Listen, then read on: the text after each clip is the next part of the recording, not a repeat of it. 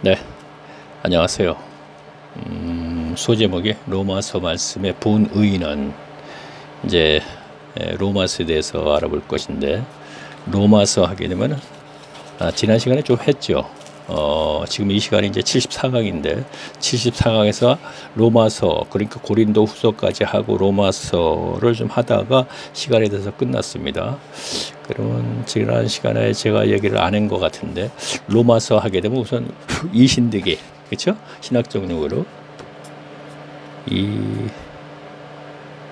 이신득,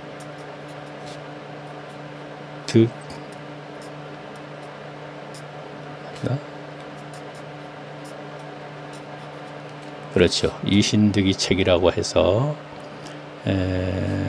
무엇을 믿으면 하나님으로부터 얻는데 그것이 의롭다. 다른 말로 또 하면 죄를 사함이다. 이렇게 되는 것이죠. 그러니까 써이 이로 인해, 그러니까 이로 인해서 그것이 무엇이냐면은 복음의 부활을 믿음으로써 하나님으로부터 얻어내는 것이 의롭다 라는 것이죠. 그러니까 여기서 의롭다는 죄를 사함받는다 와 같은 얘기가 된다, 이런 얘기입니다. 그렇죠? 자, 그러면 그래요.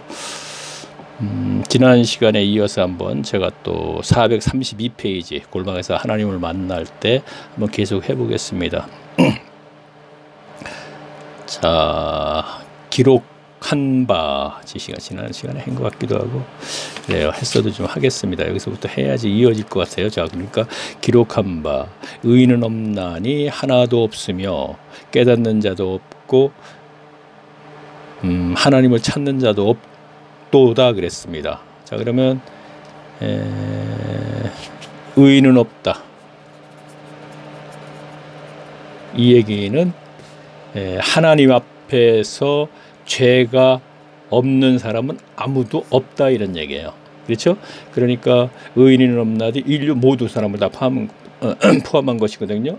인류 그러니까 하나도 없으며 그렇죠. 자기가 죄인이라는 것을 깨닫는 자도 없다는 것입니다. 그리고 또 뭐라 그랬어요? 그런데 깨닫지 못하기 때문에 하나님을 찾는 자도 없다 그랬습니다. 다시 얘기할게요. 의인은 없나니 하나도 없고 깨닫는 자도 하나도 없다는 것은 죄가 없는 자는 하나도 없다. 그런데 자기가 죄인이라고 생각하는 사람은 또 없다. 죄인이라고 생각하는 사람은 깨닫지 못한다, 그러니까. 그리고 그런데 하나님을 찾는 자 역시 없다는 것입니다. 다시 말하면 인간의 의지로는 하나님을 찾지 않는다는 것입니다.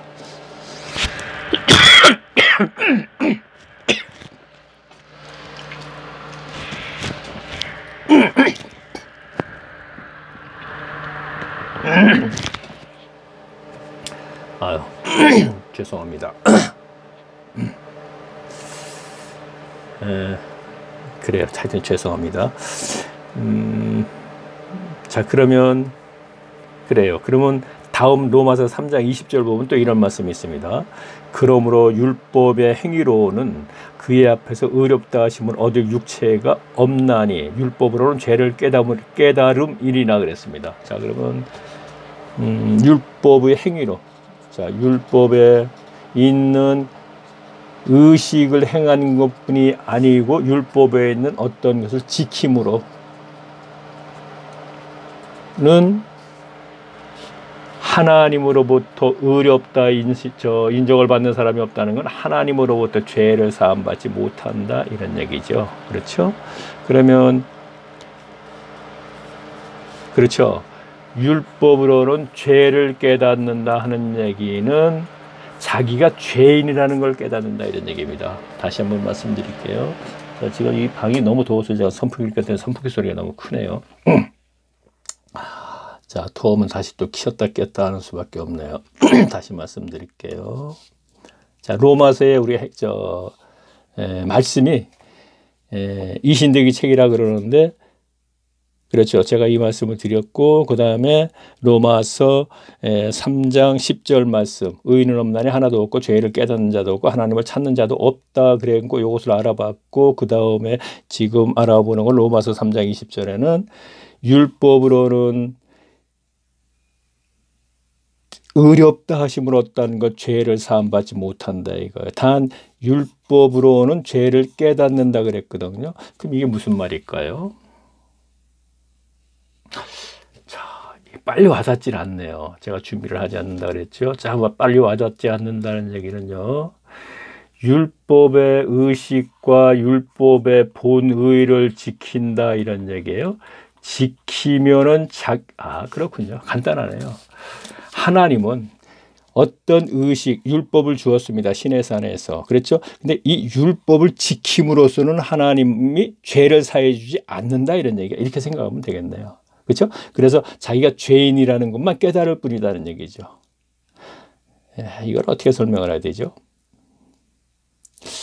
어떻게 설명을 해야 될까요? 이것이 죄를 깨닫는다는 것은, 율법으로서는 지킴으로써 죄를 깨닫는다는 것은 이게 좀 이해가 안 가요. 그렇죠? 그러면 단 제가 지금 조금 전에 얘기하려는 건, 율법으로는 율법을 지키라고 분명히 시내산에서 주었습니다. 그러면 그것을 시키는데, 그것을 지키면은 그로 인해서 죄를 사함받지 못한다 이런 얘기거든요. 뭐 그렇게 연결하면 되겠네요. 그래서 그로 인해서 죄를 사함받지 못하기 때문에 그냥 그가 죄인으로 머물러 있기 때문에 내가 죄인이구나 하는 것만 깨닫는다 이런 얘기입니다. 그런데 그래서 복음의 부활을 아까 했죠. 찾는 자도 없고 자기가 죄인이라는 거 깨닫는 자도 없다 그랬죠. 그러면은 자기가 깨닫지 못하는 거, 난 죄인 아니야, 죄인이라는 걸 깨닫지 못해. 그런데 그 죄를 해결하려고 하나님 찾는 자도 자기 의지로 스스로 그런 사람은 없어. 그래서 복음의 부활을 거저 주신다 그러는 거예요. 이거 은혜죠. 그렇죠? 선물로 주신다 이런 얘기 들으죠. 은혜, 그렇죠? 은혜라고 얘기해요. 그러니까 복음의 부활을 믿는 것을 거저 줘, 선물로 주어서 죄를 사해 주신다 이런 얘기 하나님께서. 그리고 사해 주셨기 때문에 이제 하나님의 영이 임하실 수 있는 것이죠. 죄가 있는 상태에서 임하지 못하는 것이잖아요. 그렇죠? 성경의 기록을 제가 이렇게 연결시켜서 얘기하는 거예요. 그러다면은 말씀으로, 기본적으로 말씀으로 잘 양육받으면서 천국의 삶을 살면서 말씀으로 양육받으면서 온전한 구원을 이루어 나가는 것. 벌써 몇 번을 얘기했는지 몰라요. 74강 이게요. 그러면 74강이니까 73시간에서 아마 제가 이 얘기는 거의 한 10번은 했을 겁니다. 그렇죠? 근데 성경의 핵심이 이거잖아요.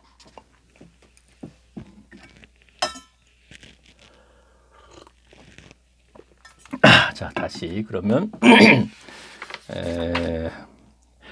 제가 이 골방에서 하나님을 만날 때는 로마서면 로마서, 고린도전서, 후서면 후서면, 거기서 제가 교인들이 이 구절만큼은 알고 가야겠다 하는 것을 정리를 한 것이거든요. 근데 제가 정리한 것을 설명을 하면서 갔는데, 그렇죠. 지금 설명을 하고 있네요. 설명을 하면서 가고 있습니다. 자, 그러면 다시 또 로마서 4장 2절 말씀, 그러니까 435 조금 이제 속도를 좀 빨리 하는 겁니다. 제가 이거 다 읽지 않고, 왜냐하면 지금 마지막 시간에 제가 이 책에 정리되지 않은 것을 좀 얘기하고 끝내려고 그래요. 일단은요. 그리고 앞서 말씀드렸지만 이제 마태복음에서부터 한 절 읽고 한 절 해석하는 식으로 해가지고 제가 동영상을 만들어 올리는데, 그 이유는 제가 이 책을 가지고 1페이지부터 동영상을 만들다 보니까 한 절 읽고 한 절 해석하는 방법이 가장 좋은 방법이나 하는 생각이 들었어요. 골방에서 우리 교인들이 성경을 가지고 시간을 보낼 수 있는 가장 그 좋은 방법이기 때문에 이제 그렇게 이제 다시 동영상을 제가 만들 예정이거든요. 그래서 이거는 일단 제가 골방에서 하나님을 만날 때 이 책을 끝낼 겁니다. 오늘 이 시간에 74강으로서. 자, 그러면 로마서 4장 2절 말씀을 한 번 더 읽고 제가 또 말씀드릴게요. 만일 아브라함이 행위로서 의롭다 하심을 얻었으면 자랑할 것이 없다. 이것은 뭐 그렇지 않습니까? 아브라함이 어떤 행위로 하나님으로부터 의롭다 한 것을 얻었다면은, 그렇죠? 자랑할 것이 있죠. 그러나 하나님 앞에서 아브라함은 하나님으로부터 의롭다 인침받은 것이 믿음으로 됐다, 이런 얘기가 되는 것이죠. 자, 여기 아마 그 말씀이 창세기 15장 5절인가 그렇게 있을 겁니다. 아마 그 말씀을 사도 바울이 인용을 해서 지금 로마서 4장 2절에 이렇게 있네요. 만일 아브라함의 행위로서 의롭다 하심을 얻었으면 자랑할 것이 없어 하나님 앞에서는 없느니라, 이렇게 되지 않습니까? 그러니까 그렇죠. 제가 여기 적었네요. 맞습니다. 아브라함은 창세기 15장 6절에서 아브라함이 여호와를 믿으니 여호와께서 이를 의로 여기고라고 했습니다. 여기서 의는 로마서에서의 의롭다와 같은 의미입니다. 하지만 아브라함은 여기서 의로 구원을 이루지 못했습니다. 자, 이거 하나님으로부터 죄를 사함받고, 다시 말하면 의롭다로서 구원을 이루는 건 아니거든요. 그렇죠? 그런데 제가 이렇게 썼으니까 야, 그러면 어떻게 해서 이렇다는 얘기가 되겠는데, 자, 한번 계속 읽어보겠습니다. 구원을 이루지 못했습니다. 만일 여기서의 믿음으로 아브라함이 구원이 온전했다면 창세기 22장 12절 말씀인 아브라함이 모리아 땅 한 산에서 독자 이삭을 번제로 드리려고 할 때, 자, 창세기 22장 12절 보시면 알아요. 독자 이삭을 번제로 드리려고 할 때 여호와께서 하신 말씀이 내 독자라도 내게 아끼지 아니하여 그냥 내가 이제야 내가 하나님을 경외하는 줄 아노라. 그 얘기를 하려고 그러네요. 제가 계속 그래요. 계속 읽어볼까요? 몇 장 안 남았으니까 다 해도 될 것 같습니다. 자, 이 뜻은 아브라함이 이제야 구원을 받을 만한 믿음이 있다고 여호와께서 인정을 하셨다는 것입니다. 이렇게 성도들의 조상 아브라함도 여호와께 의롭다고 인침받은 후에도 세월이 대략 40여 년이 더 흐른 후에, 자, 아까 창세기 15장 어디죠? 6절에서 아브라함이 여호와를 믿으니 여호와로부터 의로 여기셨다. 이후에 한 40여 년이 흐른 후에 모리아 땅 한 산에서 독자 이삭을 번제로 드릴 때 이제야 내가 하나님을 경외하는 줄 아노라. 여호와 하나님께서 그렇게 말씀하신 것으로 보았을 때 이제야 내가 창세기 3장 15절 말씀을 믿는구나, 이 뜻이거든요, 이게. 그럼 창세기 3장 15절 말씀은 그리스도께서 오셔서 부활하신다는 것이거든요. 그러면 이 창세기 3장 15절 말씀을 이제야 부활을 믿는구나, 이런 얘기입니다.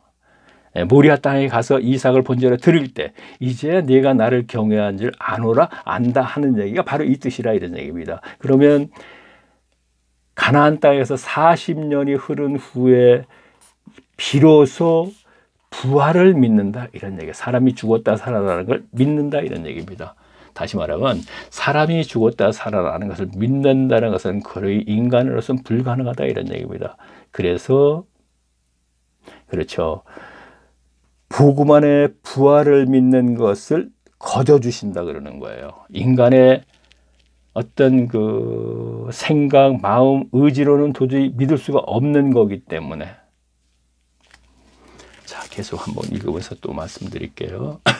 그래서 바울은 로마서 3장 19절에서부터 율법의 행위로는 죄를 사함받는 것인 하나님으로부터 의롭다 인침을 받을 수 있으니 그리스도께서 이루신 복음에 대해 계속 말하더니 로마서 5장 9절에서 그러면 이제 우리가 그 피를 인하여 의롭다 하심을 얻었은즉 더욱 그로 말미암아 진노하심의 구원을 얻을 것이니라 라고 했습니다. 앞에 말씀해 보면 한 문장에 의롭다와 구원이라는 두 개의 단어가 있습니다. 그렇다면 의롭다와 구원은 분명히 같은 뜻이 아닌 것이랑, 자, 그래서 제가 얘기를 해야겠네요. 의롭다라는 얘기를 계속 진행하다가 뭐라고 얘기하냐면은 의롭다와 구원을 한 문장에 썼어요. 두 단어를. 다시 말할게요. 그러면 그렇다면은 의롭다와 구원은 분명히 다르다는 얘기의 뜻이. 그렇죠? 다시요. 자, 그 얘기를 하려고 하면 글도 그렇게 돼 있을 거예요. 지금 제가 이제 말로 먼저 했네요.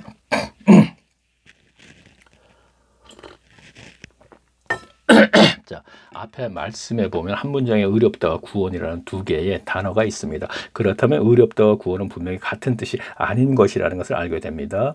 로마서는 이 신득에 대해 많은 말을 했습니다. 그 말들을 자세히 보면 거의 비슷한 내용이라는 것을 알 수 있습니다. 그럼에도 로마서 기자인 바울이 계속 반복하는 이유는 바울 당시도 한 번으로는 교인들이 이해하지 못하고 받아들일 수가 없기 때문에 반복해서 언급했을 것으로 봅니다. 그렇다고 해서 저도 바울과 같이 했던 말을 또 하고 또 할 수는 없는 것입니다.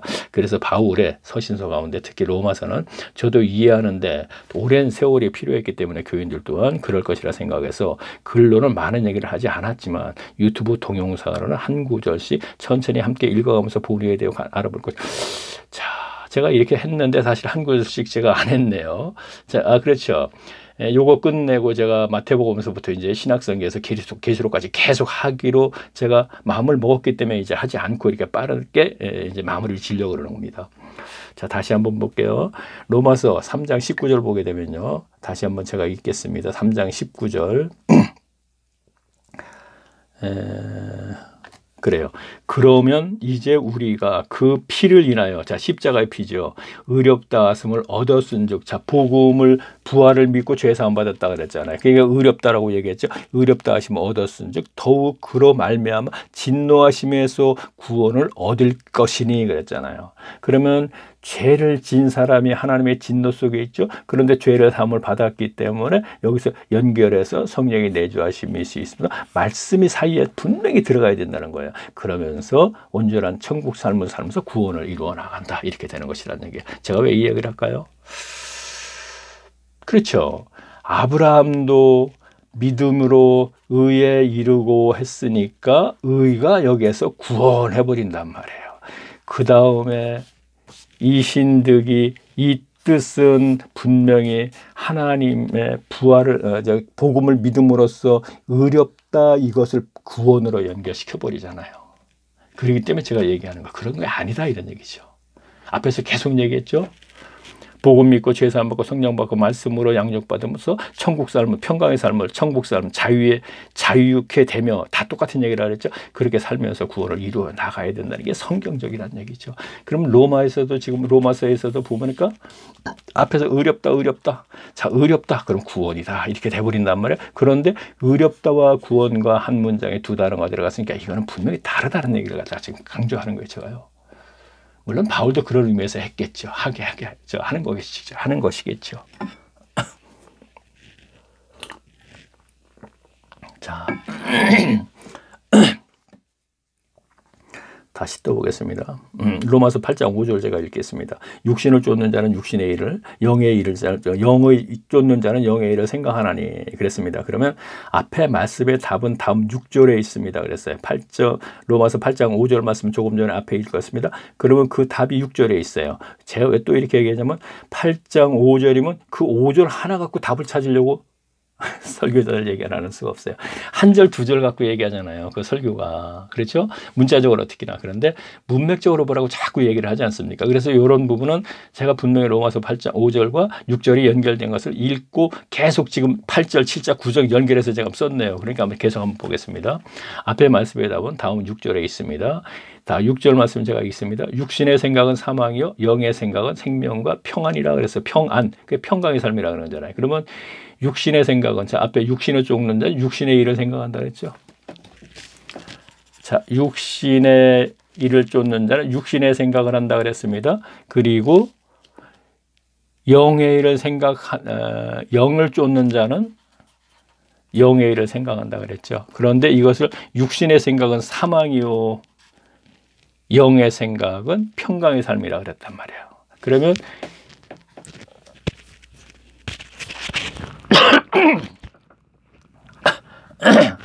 죄송합니다. 기침이 자꾸 나오네. 너무 더워서 그런가. 자, 그러면 육신의 생각이 뭐예요? 육신이 요구하는 것을 충족받음으로써 하나님으로부터 축복받았다 하는 아주 쉽게 얘기할게요. 축복이라는 단어 많이 쓰잖아요. 자, 육신이 요구하는 것을 충족받음으로써 행복하다, 기쁘다 하는 것이 바로 육신이에요. 육신의 삶이고 육신의 그 신앙생활 연결되는 그게 육신의 사망이에요.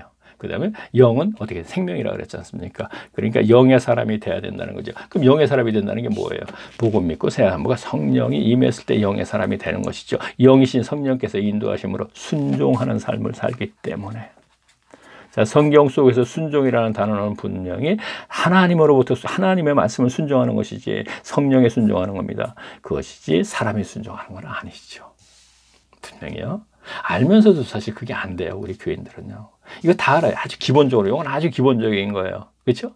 그런데 알면서도 그게 안 된단 말이에요. 왜 안 될까요? 영의 사람이 되지 않았기 때문에 그런 거예요. 그러면 영의 사람이 되지 않은 책임이 목회자란 말이에요. 왜? 기복신앙을 만들어놔 버렸단 말이에요. 왜요? 종교인으로 만들어놨기 때문에 종교인들은 율법주의자와 같은 거예요. 이게 하나님과 관계가 끊어지니까 본성에 의해서 신앙생활을 하니까 기복신앙이 되어버리니까 이게 육의 사람으로 머물러 있는 것이죠. 영의 사람이 되지 않았기 때문에 간단한 거, 성령에 순종하는 것이지 성경에 있는 거 사람의 순종, 저 목회자 얘기하는 겁니다. 아니라는 걸 알면서도 성경의 구절을 인용해서 목회자가 그렇게 하면 목회자에게 순종한단 말이에요. 영의 사람이 되지 않았기 때문에 조금 전에 말씀드렸죠. 육의 삶만 머물러 있기 때문에 기복신앙에서 머물러 있기 때문에 아주 기복을 자꾸 얘기하는 건 아주 쉽게 이해할 수 있도록 제가 얘기하는 거예요. 그리고 기복만 얘기했다. 기복은 왜 기복이 됐느냐? 종교인을 머물러 있기 때문에 종교인을 만들었어요. 루터 칼빈쯤에 기름을 만든 의식의 행위를 계속 시켰으니까 종교 행위니까 종교인을 머물러 있단 말이에요. 그건 하나님과 관계가 끊어진다 그랬잖아요. 율법주의자가 끊어진 거 당연히 알잖아요.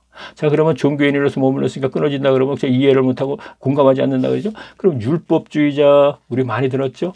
율법주의자 이게 바리새인과 거짓들이죠. 율법주의자 하나님과 관계없으니까 독사의 자식들이라 그랬지 않습니까? 이거나 종교인은 또 율법주의자 의식만 행하는 종교 행위만 행하는 똑같은 거예요. 율법에는 의식만 행하기 때문에 율법주의자. 오늘날 어떤 의식을 만들어 의식만 행하니까 그 종교 행위주의자 똑같은 거예요. 어떻게 보면 참 간단하고 단순하고 아주 쉬운 거예요. 쉬운 건데 받아들여지지가 않는 것입니다. 지금요. 그래서 문제가 있는 것입니다. 자, 볼까요? 그래요. 앞에 말씀에서 육신의 일이란 요한일서 2장 16절에 세상으로부터 오는 육신의 정욕과 안목의 정욕과 이 생의 자랑에 매여 있는 것을 말합니다. 그리고 영을 쫓는 사람은 로마서 14장 17절 말씀이 성령의 안에서 의와 평강과 희락의 삶을 원하는 것입니다. 제일 마지막에 제가 이 문제를 갖고 얘기할 거거든요. 왜 그렇게 얘기할 거냐면 미리 얘기할게요. 제일 먼저 1강에서는요. 제가 천국에 대해서 얘기했어요. 이 세상에서의 천국.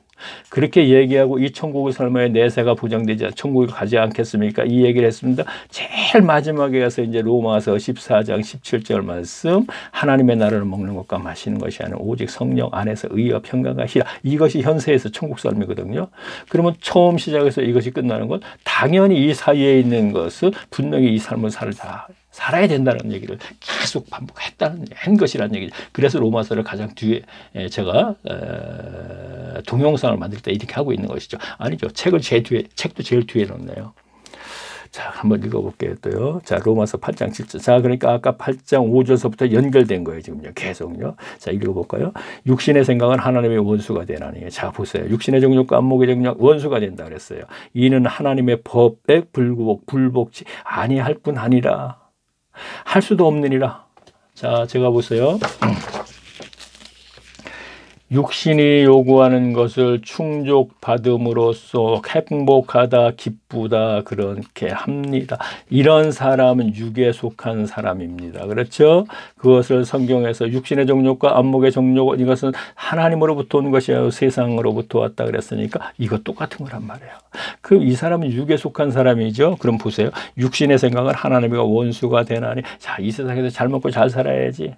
육신의 정욕과 안목의 정욕과 이성의 자랑, 이 세상에 내 취득된 것 같고 자랑하면서 하나님을 섬겨야지. 이러한 것들 전부 다 육신의 생각은 하나님과 원수가 된대요. 이는 하나님의 법에 굴복지 않는데요. 그 사람들은요. 육신의 충족받으면 기쁘다 행복하다 하는 사람은 하나님의 굴복지 않는 하나님의 말씀을 분명히 지키지 않는다는 거죠. 거부한다는 것이죠. 목회자 말씀 듣는데 듣긴 듣죠.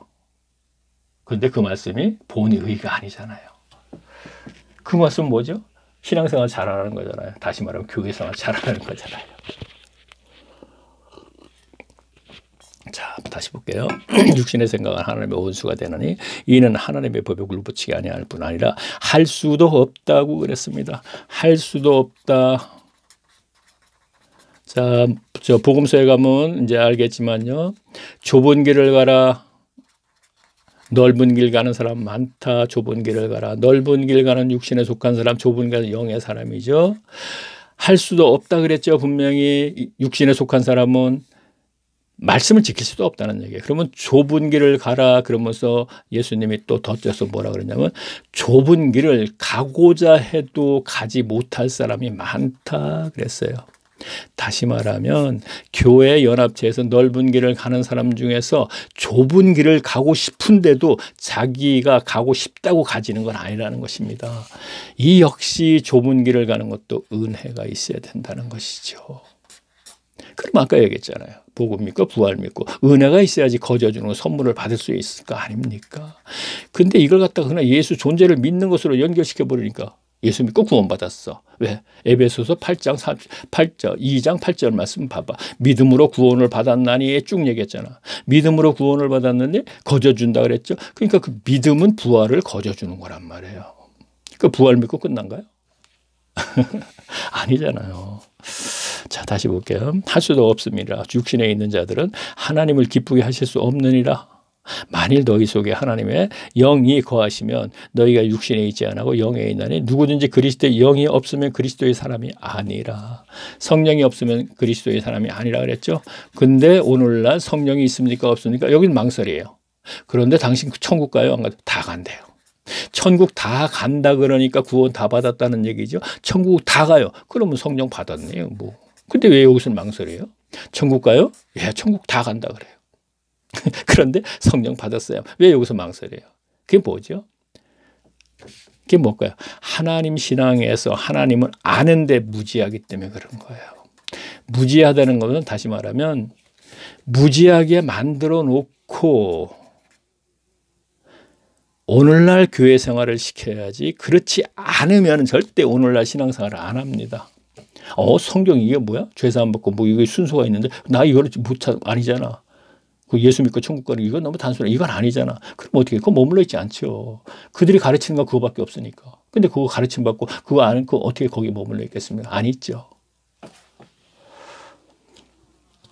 자, 한국교회 교인들은 모두 성령의 내주하심이 있다고 생각합니다. 물론 설교자들의 책임감 없는 설교에 따른 결과입니다. 하지만 앞에 말씀에 비추어 본다면 막 목사를 포함하여 교인들 대부분은 성령께서 내주하신다고 장담만을 할 수 없는 것입니다. 앞에 말씀을 보면 육신에 있는 자들은 하나님을 기쁘게 할 수 없나니 라고 한 것으로 보아 여기서 육신에 이르는 자들이란 성령의 내주하심이 없는 교인들이란 뜻입니다. 그렇다면 자 성경 속에서 이야기를 그대로 하는 겁니다. 그러나 그것을 아까 또 육신의 종족 까먹이 얘기했죠. 자 그렇다면 앞에 로마서 8장 5절에서 육신을 쫓는 자는 육신의 일을 생각한다고 했으니 이 세상에서의 재물과 권력과 명예 따위에 매인 사람은 성령의 내주하심이 없는 것입니다. 자, 다시 볼게요. 육신을 쫓는 자는 육신의 일을 생각한다 그랬죠. 육신의 쫓는 그렇죠. 그러면 재물과 권력과 명예 따위를 생각하는 이생의 자랑과 육신의 정욕과 안목의 정력에 매여 있는 사람은 어떻게 되겠어요? 성령의 내주하심이 없기 때문에 그렇게 되는 것이죠. 자, 그렇다면 목회자들도 하는 말이 한국교회는 기복신앙의 문제라고 하니까 한국교회 교인들 중에 기복신앙에 성령 내주하심이 없는 것입니다. 여기에는 목회자라도 자라고 해서 예외가 될 수는 당연히 목회자라고 예외가 될 수 없다는 얘기. 목회자가 가장 먼저 독사의 자식들인데요. 뭐 지역 백성이라 쉽게 얘기해서. 그래서 그로 인해서 지금 교인들이 모두가 지금 그 길을 가고 있잖아요. 자, 소경이 소경을 인도하면 둘 다 구덩이에 간다는 얘기는 다 알고 있죠. 그러면 유대교회 2000년 전에 그들만이 그러고 우리는 아니야. 그들보다 더 나쁘게 지금 하고 있는데 어떻게 그들만이 아니란 얘기입니까? 말이 안 되는 거잖아요. 아주 간단한 거 갖고 얘기해 볼까요? 마가복음. 자, 7장 보세요. 너희가 유전을 지키려고 계명을 버렸다 그랬습니다. 자, 계명 말씀이잖아요. 그렇죠? 자, 그들은 율법이죠.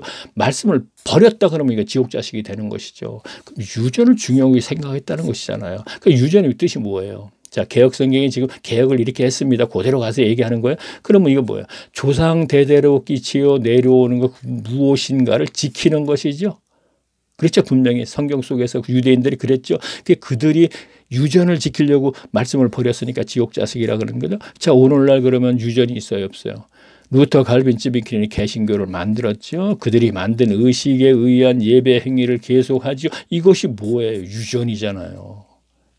개신교를 만든 조상들이 만들어 놓은 걸 그대로 행하고 있으니까. 오늘날 놓고 이거 마태복음 7장에 있는 말씀만 하나만 가지고더라도 이거 문제가 있네. 할 수 있지 않습니까?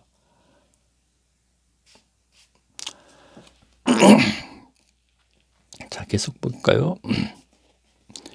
그렇다면 목회자들은 하나만의 한국교회 기복자 읽었네요. 참. 자, 로마서 8장 35절을 때가 읽겠습니다. 누가 우리를 그리스도의 사랑에서 끊으려 환난이나 곤고나 핍박이나 기근이나 적신이나 위험이나 칼이라. 자, 이건 제가 읽지 않겠습니다. 이것은요, 교회 목회자들이 읽듯이 해요. 그냥 누가 우리를 그리스도의 사랑에서 끊으려 환난이나 곤고나 핍박이나 기근이나 적신. 지금 오늘날 환난 있고 곤고하고 핍박이 있고 기근 있고 적신의 위험이 있습니까? 없잖아요. 없는 상태. 이건 뭐예요? 우리가 누가 우리에게 사랑에 끊으려 하는 얘기가 이 로마서는 쭉 연결된 게요. 당시 상황을 알아야지 이 말씀을 또 해석을 할 수 있잖아요. 당시 상황이 뭐야? 로마에 있는 기독교인들에게 분명히 바울이 준 글이죠. 로마로 가기 전에. 그러면 그들은 분명히 황제로부터 네로 황제라고 해도 과언이 아니라 그로부터 핍박을 받을 때잖아요. 그렇죠? 그러니까 핍박을 받으니까 핍박이 뭐예요?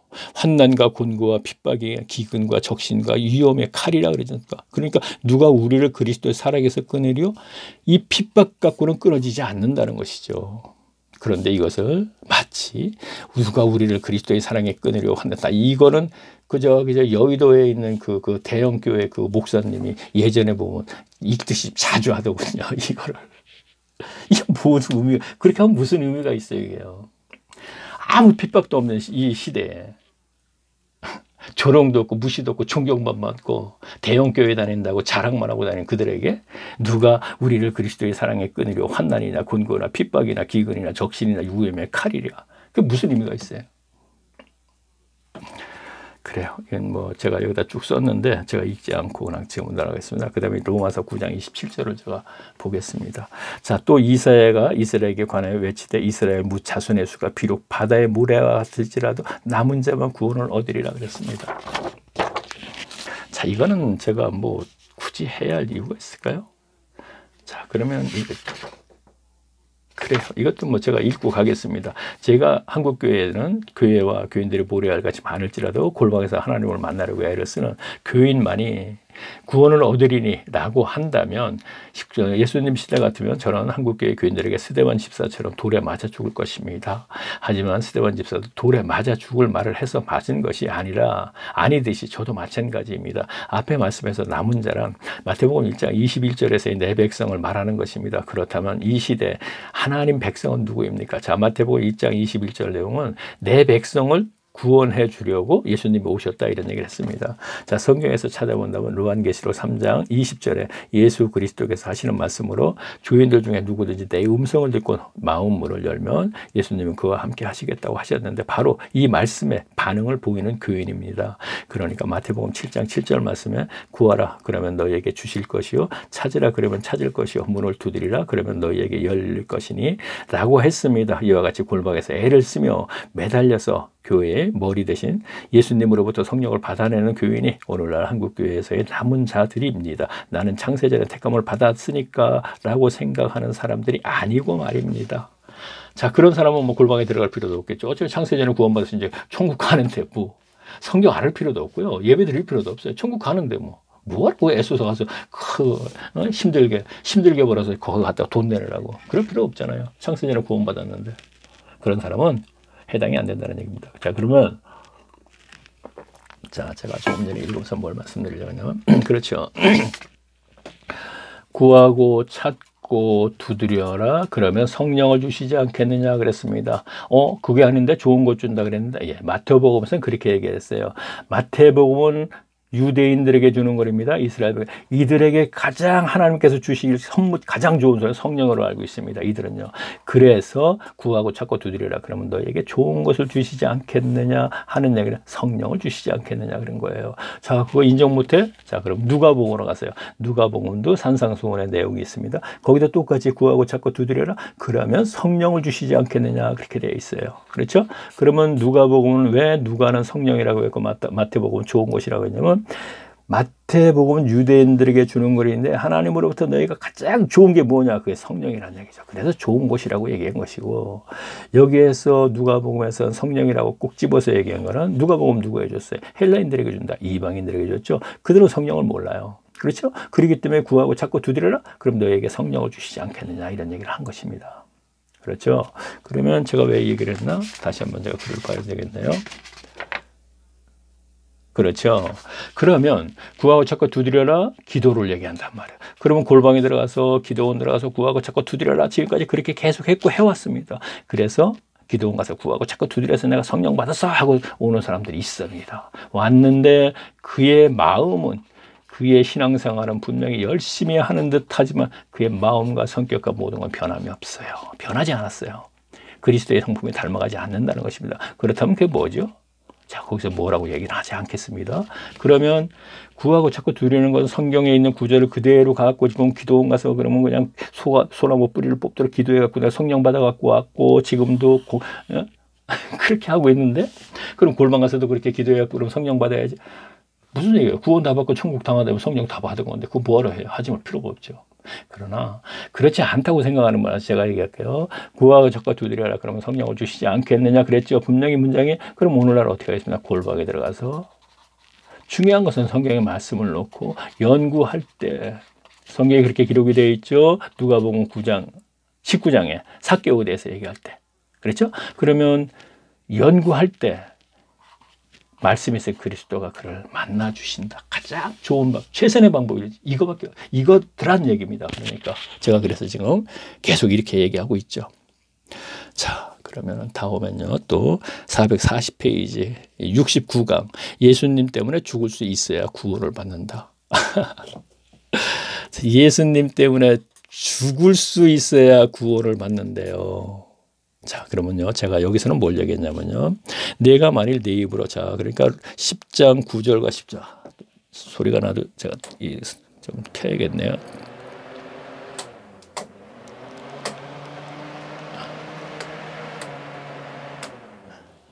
덥지 않은 날 좀 하였으면 되는데 이거 빨리 하고 제가 자 그러면 계속 더울 것 같아서 로마서 10장 9절 말씀을 가지고 이제 알아보려고 제가 얘기를 했어요. 일단은요. 그러면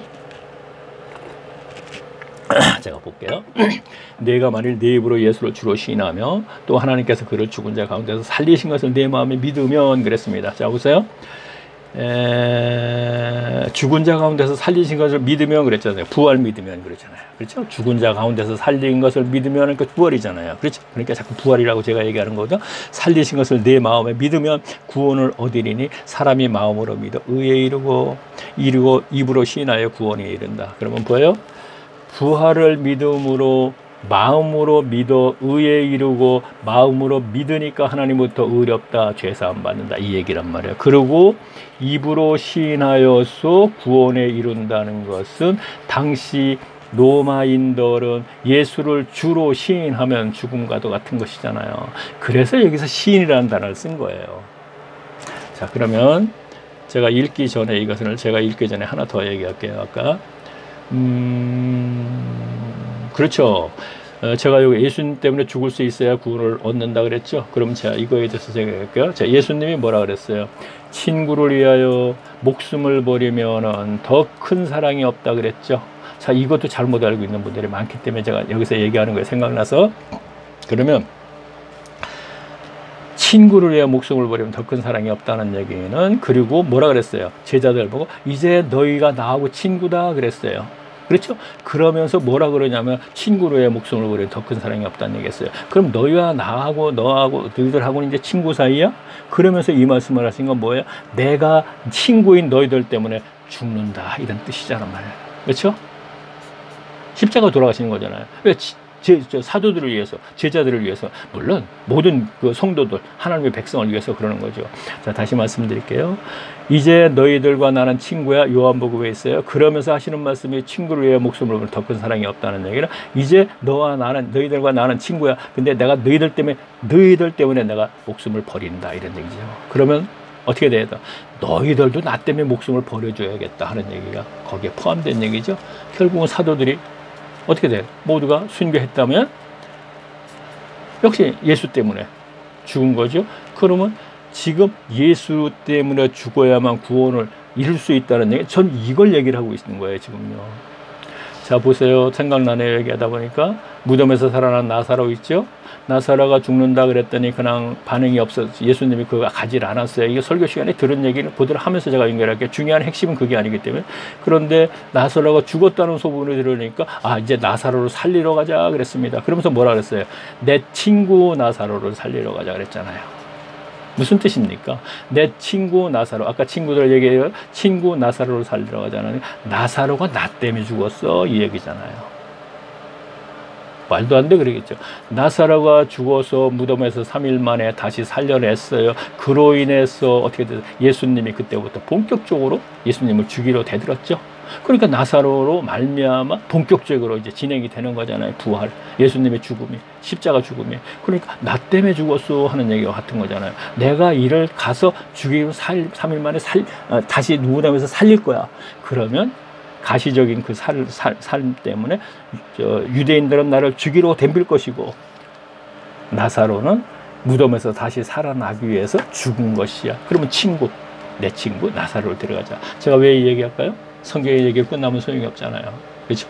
그래서 저는 예수님 때문에 죽을 수 있어야만 구원을 이룬다. 이 얘기는 무슨 얘기입니까? 오늘날 그런 일이 있을 수는 없겠지만 한국교회에서 모르죠. 그거는요. 있을 수도 있죠. 그러면 내가 죽을래, 예수님을 배교할래 했을 적에 배교해서는 안 되는 것이죠. 자, 그래요. 그렇죠. 지금 이제 책에 있는 것을 제가 얘기를 해야 되는데, 제가 읽으면 되겠네요. 읽겠습니다. 자, 제가 이 책에서 가장 많이 한 말이라면, 신학자 칼빈의 창세전 구원론과 루터와 칼빈, 쯔빙키린이 만든 예배식에 이은 예배 행위에 관한 것입니다. 그런데 이 책을 읽는 교인들이 알아야 할 것은 이 책 내용은 성경을 근거한 말만 했기에 앞에 두 가지 내용 또한 성경에는 많은 기록이 됐다는 것입니다. 그래서 저도 많이 얘기하게 된 것입니다. 자, 루터 칼빈 쯔빙키린 없는데, 칼빈 신학의 창세전 없는데, 이런 얘기를 할 거예요. 그러나 표현은 그렇게 되지 않지만 그와 같은 얘기가 계속 있었지 않습니까? 자, 본문도 역시 구원에 관한 말씀으로 10절에 보면 복음을 믿으면 의롭다 된다고 했습니다. 하지만 구원은 다시 입으로 무엇인가 시인을 해야만 이룰 수 있다는 것입니다. 그렇다면 칼빈의 신학, 청세전 구원으로 심각하게 고민해 보아야 하는 것입니다. 내 영혼의 구원을 위해서 말입니다. 본문에서 입으로 시인하라는 것은 9절에서 할 수 있듯이 예수님을 믿는다고 당시 로마교회 성도들의 상황에서 볼 때 로마 황제에게 시인을 하라는 것입니다. 그러니까 나는 하나님을 섬기기 때문에 로마 제국의 황제를 신으로 섬길 수 없다고 말입니다. 그래서 본문에 이어 13절에서도 누구든지 주의 이름을 부르는 자는 구원을 얻으리니, 자, 하나님으로부터 얻으리니, 이렇게 되는 것이죠. 라고 하며 바울은 로마 교회 교인들에게 한 번 더 강조를 했습니다. 그 이유는 로마 황제로부터 죽음이 두렵다고 예수님을 배교해서는 안 된다는 경각심을 불러일으키려는 뜻에서일 것입니다. 자, 그런데 예루살렘 교회에서 때 베드로도 사도행전 2장 21절에서 누구든지 주의 이름을 부르는 자는 구원을 얻으리라. 자, 로마서에 있는 얘기가 똑같이 그렇게 해서 토시 하나 틀리지 않게, 자, 라고 했다는 성경의 기록이 있습니다. 그렇다면 베드로와 초대교회 교인들에게 이와 같이 외친 이유는 무엇일까요?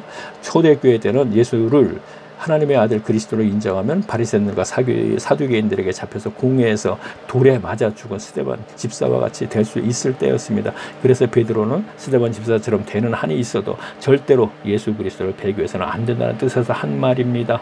하나님의 신학에서의 구원은 하나님의 인정했을 때는 되는 것입니다. 그러니까 하나님의 주권이기 때문에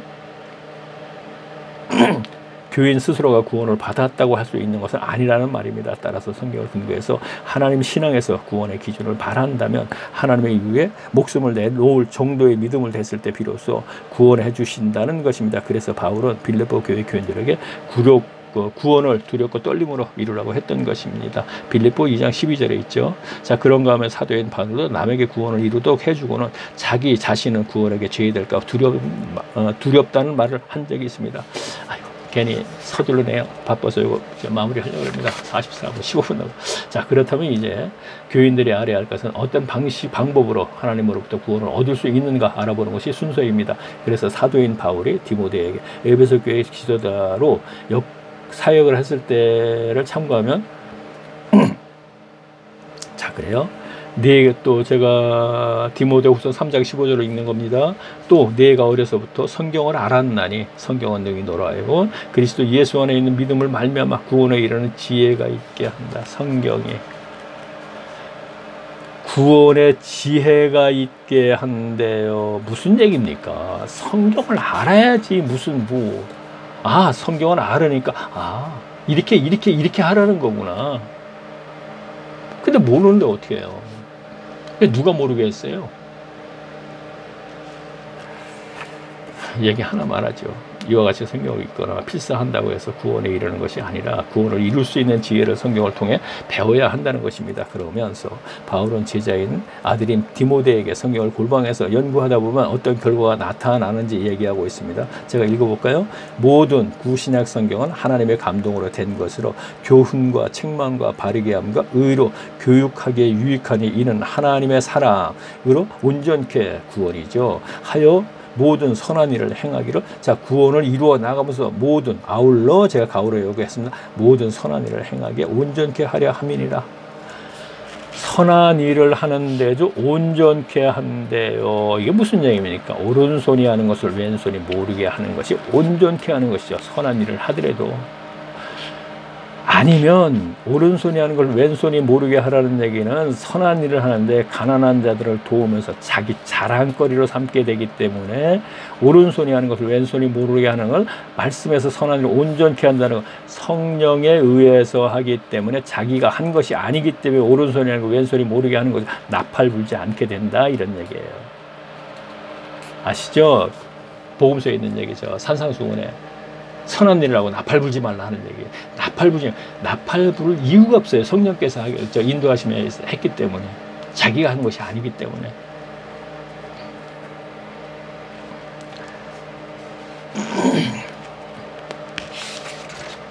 자, 계속 볼까요? 그래요. 자, 로마서 10장 17절 말씀 제가 읽습니다. 그러므로 믿음은 들음으로 나며 들음은 그의 말씀으로 말미암니다. 이것도 제가 틀림없이 설교 얘기가 들어갔겠죠. 자, 볼게요.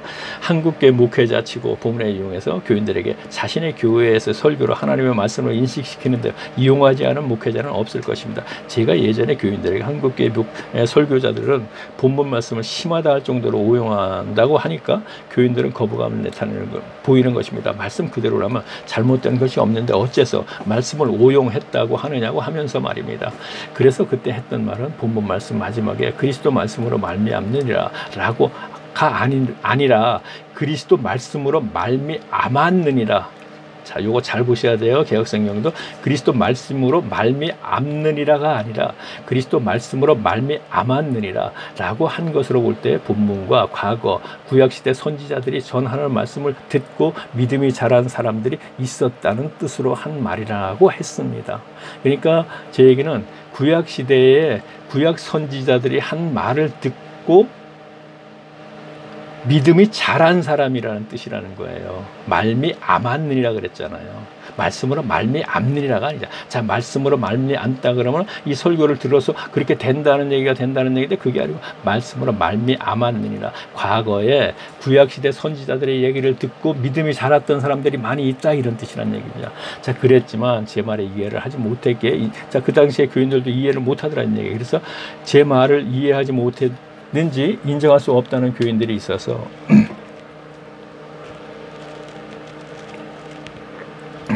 구약성경 사무엘상 15절 22절인 사무엘에 제가 읽습니다. 사무엘이 가르되 여호와께서 번제와 다른 제사를 그 선지자들이 전하는 목소리 순종하는 것을 좋아하심 같이 여호와께서 좋아하시겠나이까? 순종이 제사보다 낫고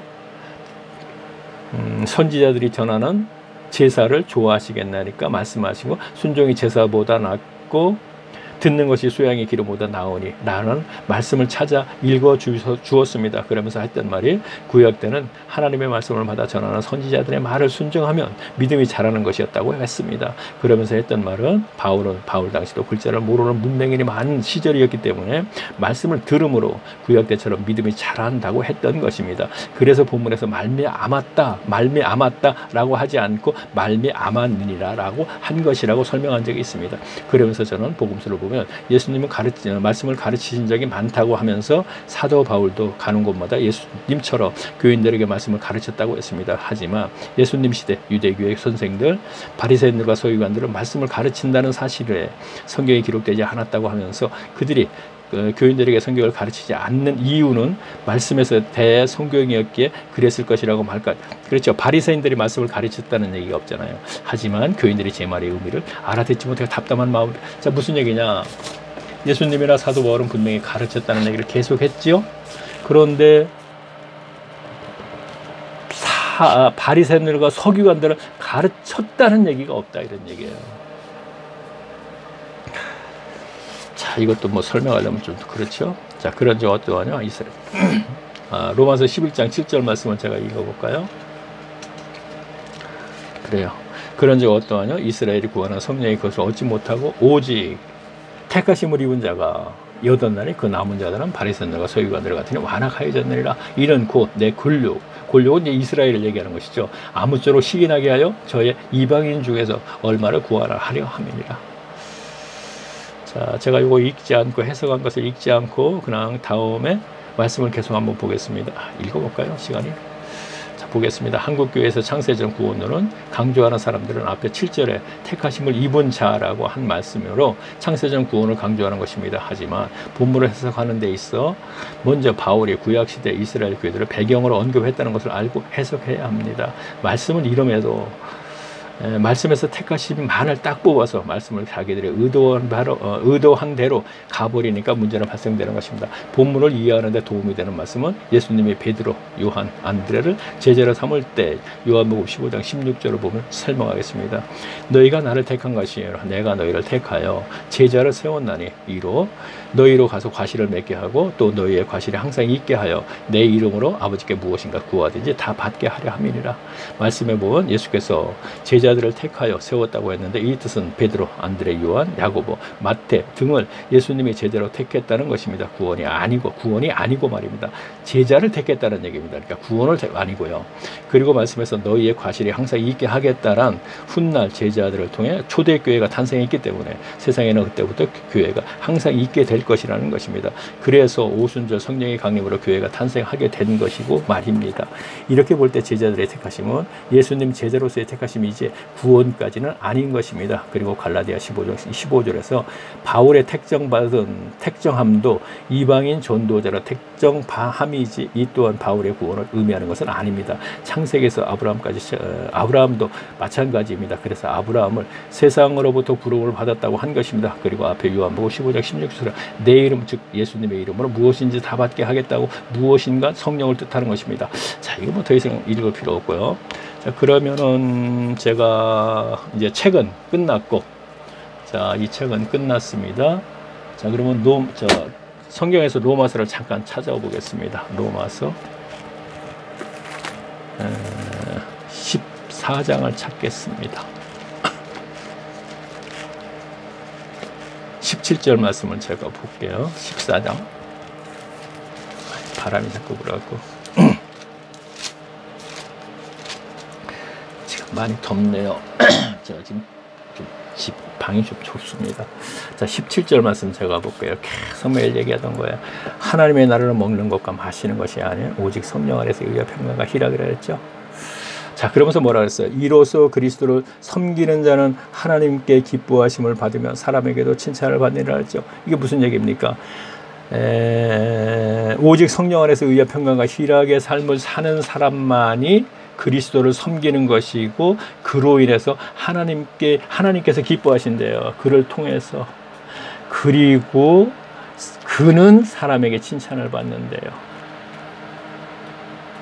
자, 성령 안에서 의와 평강과 희락이라 그랬습니다. 성령의 내주하심 아까 죄사함 받음 믿고 의는 착한 행실, 평강은 종교심과 소유욕과 죽음에 대한 문제가 해결된 거 계속 얘기했던 것입니다. 또 육신의 정욕과 안목의 정욕과 이생의 자랑, 그리고 희락은 하나님과 영적인 교제에서 일어나는 기쁨이라 그랬으니까 어떠한 교제가 있는 것이죠. 이랬을 때 하나님이 기뻐하신대요. 예배 시간 예배 행위를 하는 것이 아니고요. 그렇게 되면 사람으로부터 칭찬도 받는데요.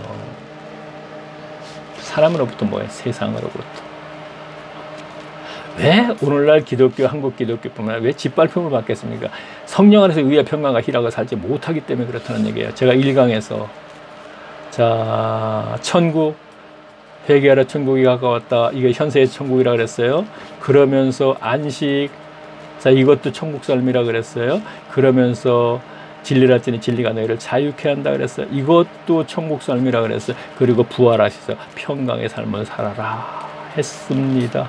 그래서 바울도 사도들도 은혜와 평강이 있기를 바라는 마음으로 당신들에게 내가 편지를 씁니다 그랬습니다. 하나님의 은혜가 필연적으로 있어야 평강의 삶을 산다는 것이죠. 자, 이제 굴박하러 들어가세요.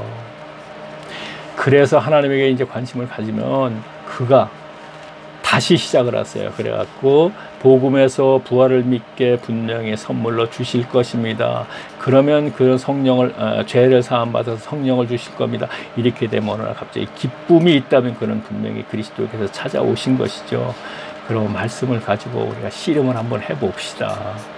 그러면 천국 삶과 평강의 삶을 살게 될 것입니다. 틀림없이 이렇게 될 것입니다. 여기서 뭐 더 긴 얘기 안 하겠습니다. 더 무슨 얘기를 하겠습니까? 구름 속 무지개.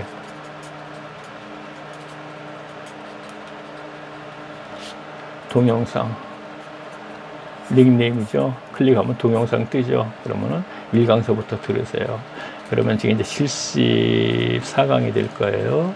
골방에서 하나님을 만날 때 한 500페이지 되는 걸 이제 다 끝냈는데, 그러면 이때 하다 보니까 제가 앞에서 말씀드렸지만 한 절 읽고 한 절 해석하는 식으로 하는 것이 골방에 들어가서 성경을 펴놓고 조용히 뭐 저도 그러니까 뭐 지금까지 시끄럽게 하진 않았지만 조용조용히 제가 한번 최선을 다해서 한번 동영상을 만들어 볼 것입니다. 첫째는 말씀의 본의를 분명히 많은 얘기를 하지 않고도 제가 전달할 수 있는 방법으로 해야 되겠고, 두 번째는 우선 또 지루하지 않게 해야겠죠. 거부감이 없게 해야겠죠. 물론 이것도 중요하죠. 하여튼 제가 해야 할 일이라고 생각하고 하는 것입니다. 이것은 제가 하늘에 쌓는 일을 하고 있는 겁니다. 자, 그러면 아마 참 그렇네요. 제가 지금 하루에 하나씩 계속 올렸어요. 그리고 요거는 제가 이제 3일인가 돼서 올렸는데 한 일주일 전부터 계속 하루에 하나씩 올렸습니다. 근데 너무 더워요 지금. 그리고 낮에 너무 덥고 하다 보니까 조금 일하다 보면 너무 필요해요. 그래서 지금도 제가 말하는 게 좀 정상은 아닙니다. 어쨌든 그래서 아마 좀 여러분 좀 지나서 제가 좀 철저하게 좀 준비를 좀 해보면서 해서 해야겠습니다. 꼭 마태복음서부터 해야 될 것인가, 아니면은 에스라와 느헤미야에서 하고 암흑기 400년을 지나서 예수님이 오신 마태복음서부터 해야 되나, 이제 그건 좀 생각 중에 있습니다.